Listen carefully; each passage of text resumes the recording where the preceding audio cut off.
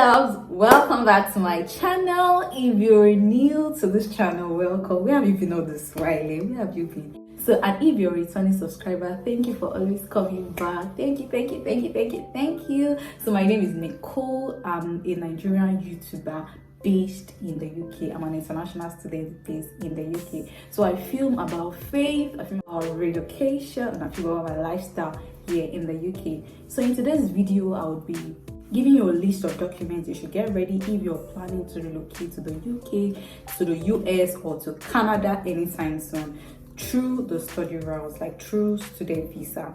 So there are some documents you should start preparing. If you don't have them, you should start gathering them because you need them to apply. And it shouldn't be 10 minutes that you start having to about trying to get it. But now when I tell you the documents you need to get ready, then you start preparing them and then make sure by the time you need them, you have them handy, right? So the first document you should have is your international passports. It can never be overemphasized. You see some people trying to apply to schools and then they don't have an international passport. How do you want to go about it? You need your international passport. If you don't have it, please go and apply.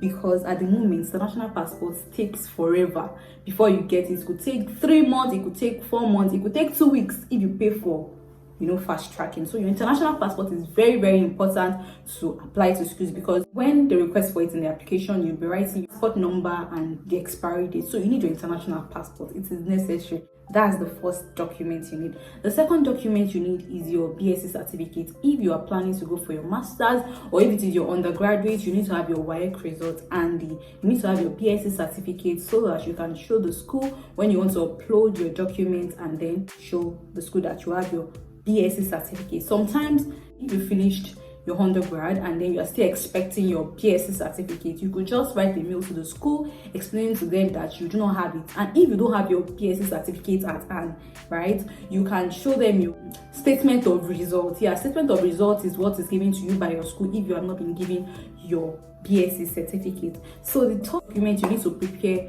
for your application is your WAEC results. You need to prepare your WAEC results. And when I'm talking about preparing your WAEC results, you need to have at least C6 in your WAEC result, because in the UK here, right, what you're showing as your proof of language proficiency could be your WAEC results if you do not have your IELTS yet. So you just have to get your WAEC results ready and then upload it on your as documents you want to upload for your application, and then you would get admission if you have C6. Right, and if you don't have it, you could as well write IELTS here, or there are other exams that you could write. So that's another important document you should have. The next one I would be saying is having your transcripts. Your transcripts is something you have to show to school, right? If you studied this course in your undergraduate, they want to follow up on the grade you have, right?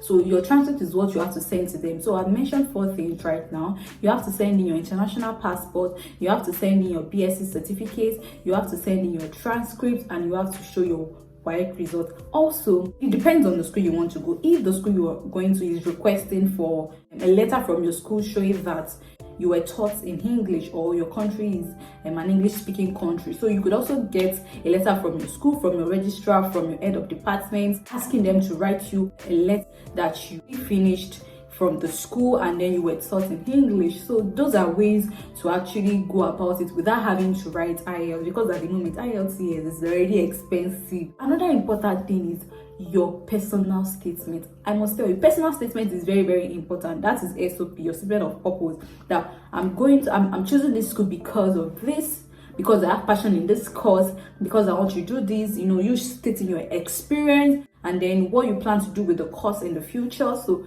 that is what you must have in your personal statements. I would make a video on how to write a good personal statement. I will surely make a video on it. So your personal statement is a very good one. You have to draft it, proofread it, give to someone who could help you. So it's a very, very important document you must not miss. Remember, your personal statement is very, very important, because your personal statements can give you a master's degree without having to stress too much. For example, you finish the third class and you want to have a master's degree, your personal statement will determine that. So you should know that you have to do a lot when you are writing your personal statement. Another one is your CV. Your CV comprises of all that you have done. So your CV has to be very, very good, right? You have to write it well, give people to help you proofread, and then let them make sure that you are doing the best. And the last document I would be saying is your reference letter. Most schools request for 2 reference letters, while some request for just 1, while some do not even request for reference letter at all. So reference letter is a letter you get from your department, or you get from the school, or you get from where you are being employed, or where you have been previously employed. It's very, very important. And make sure you contact the person you want to use as your referee, so that you will not get Ella. Do you understand? So always contact them and then make sure they are ready, they are willing to support you by writing a reference letter to your school. So these are the list of documents you need to get if you plan to go further your education next year or anytime, whether it's BSc, whether it's your MSc, or whether it's your PhD. So we have come to the end of this video. Please do well to like, do well to share with your family and friends, and do well to subscribe to my channel. Please put on your post notification that anytime I drop a new video, you'll be the first person to get notified. Love you guys. Bye.